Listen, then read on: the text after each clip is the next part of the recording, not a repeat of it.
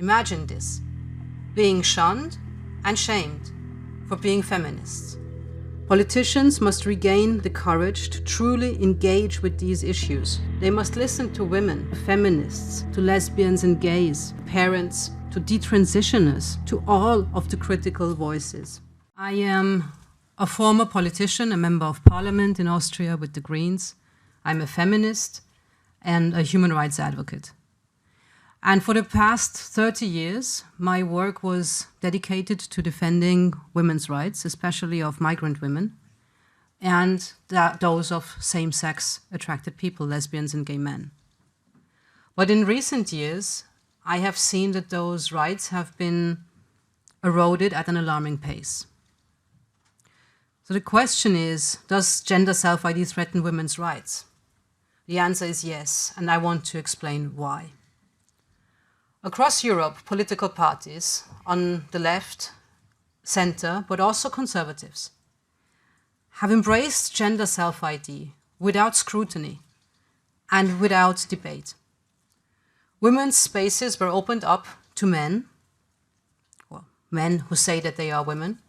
Lesbians are being pressured to accept male-bodied individuals, that is, men, as partners, and children without age restriction can now legally identify into the opposite sex and have their documents changed accordingly.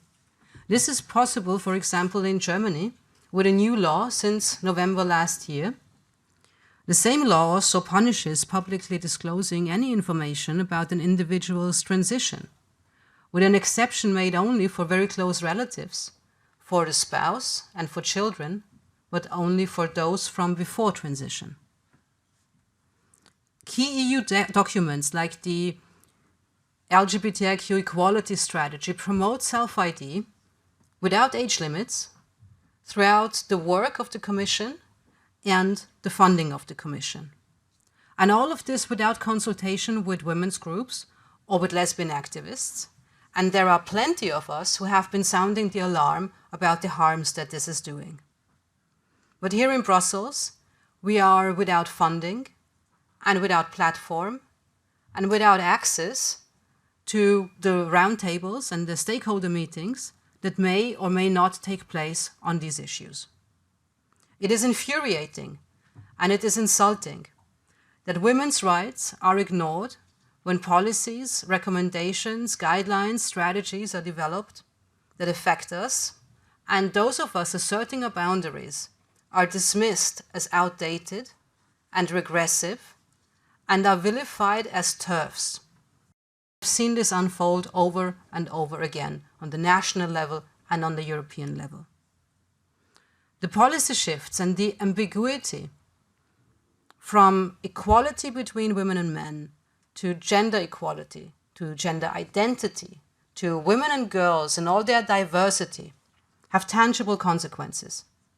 The broadening of definitions lead to policies that no longer specifically address the needs of women, making it harder to implement measures that address sex-based discrimination.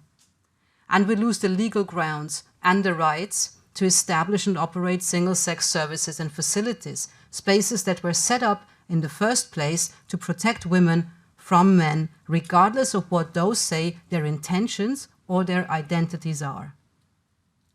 Terms like SOGIESC, I don't know if any of you have heard that before, SOGIESC, sexual orientation, gender identity and expression and sex characteristics, create an imagined community with shared needs that does not exist. A 65-year-old straight man, father of 4, who thinks of himself as a woman, has nothing in common with a 20-year-old lesbian. Activists push for vague and confusing language, terms even like gender identity, misgendering, queer, cisgender, to obscure reality and shut down debate. And I know what I'm talking about. I have heard these from colleagues from my own party, but also from other parties. They tell me in personal conversation that in principle, they agree with what I say. But that they do not really understand the issue. or the language, that it is too complex, that they are themselves straight. They also say that they will never talk about this publicly because they know about the ostracism that is going on. They know that it is coming from our own parties, our own institutions, from academia, from media, from NGOs, from activists, from social media. Under a framing of human rights, political parties have been captured by a dynamic that turned them into authoritarian echo chambers. There are three aspects of this that I want to highlight. First, the focus has shifted. We still think of these questions, issues that affect women and children and society at large, as a matter of LGBTIQ rights. Subsequently, politicians hesitate to take a closer look and be critical of the demands that come from what used to be a trusted group of activists. But the definitions have changed. LGBTIQ no longer means lesbian and gay. On the contrary, it is in conflict with them. But well-funded organizations still use the legacy of the lesbian and gay movement and set an overarching agenda, and politicians follow without question. Secondly, it is knee-jerk tribalism in politics. Politicians are afraid to engage critically with these issues because they fear aligning with the wrong side. But it is a very bad look when progressives refuse to defend women's rights for fear of being perceived on the wrong side, or simply not edgy enough, not avant-garde enough, too old and too boring for only speaking about women and women's rights. And finally, there is widespread fear of the consequences of being critical, of risking one's reputation, career, livelihood, social standing. Everybody knows about the repercussions. It silences many who, in private, agree, but are afraid of the backlash. It drives a political system in which no one dares to speak. But political leadership should not be modeled upon fear. The cowardice leads to more conformity and complicity. No matter how it is framed or how many activists shout it from their social media accounts, there is no human right to be a woman. To say this is not protectionism of a category, and even if it was, it would be totally okay. It is just reality. Do not fall for those who want to make this a question of kindness extended towards vulnerable individuals. Nobody is disputing the vulnerability, but that does not make them change sex. So here is what has to happen.